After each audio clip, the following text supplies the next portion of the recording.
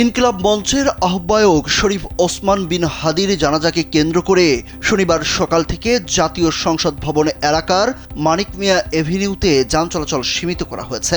সকাল 10টা থেকে খেজুরবাগান ক্রসিং থেকে মানিক মিয়া এভিনিউ পর্যন্ত সড়ক বন্ধ রাখা হয়েছে।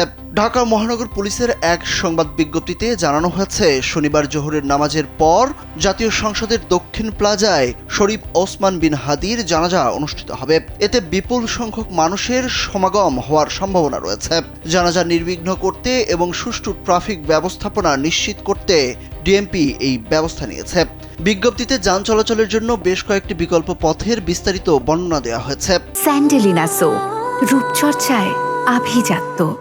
মিরপুর রোড হয়ে উত্তর দিক থেকে ফার্মগেট বা সোনারগাঁও অভিমুখী যানবাহনগুলোকে গণভবন ক্রসিং থেকে লেক রোড, উড়োজাহাজ ক্রসিং ও বিজয় সরণি ক্রসিং হয়ে ডানে মোড় নিয়ে ফার্মগেটের দিকে যেতে হবে।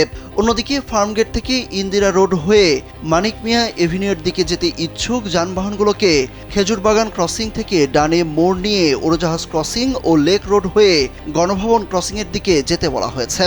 ধানমন্ডি 27 নম্বর থেকে ফার্মগেটগামী যানবাহনগুলোকে আসাদ গেট ও গণভবন ক্রসিং হয়ে ইউটার্ন নিয়ে লেক রোড, উড়োজাহাজ ক্রসিং ও বিজয় সরণি ক্রসিং হয়ে ডানে মোড় নিয়ে ফার্মগেট যেতে হবে।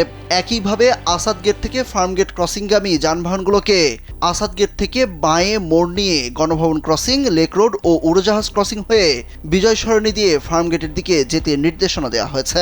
জানাজা চলাকালে ঢাকা এলিভেটেড এক্সপ্রেসওয়ে ব্যবহারকারীদের ফার্মগেট এক্সিস্ট র্যাম্পের পরিবর্তে এফডিসি হাতিরঝিল র্যাম্প ব্যবহারের জন্য বিশেষভাবে অনুরোধ করা হয়েছে।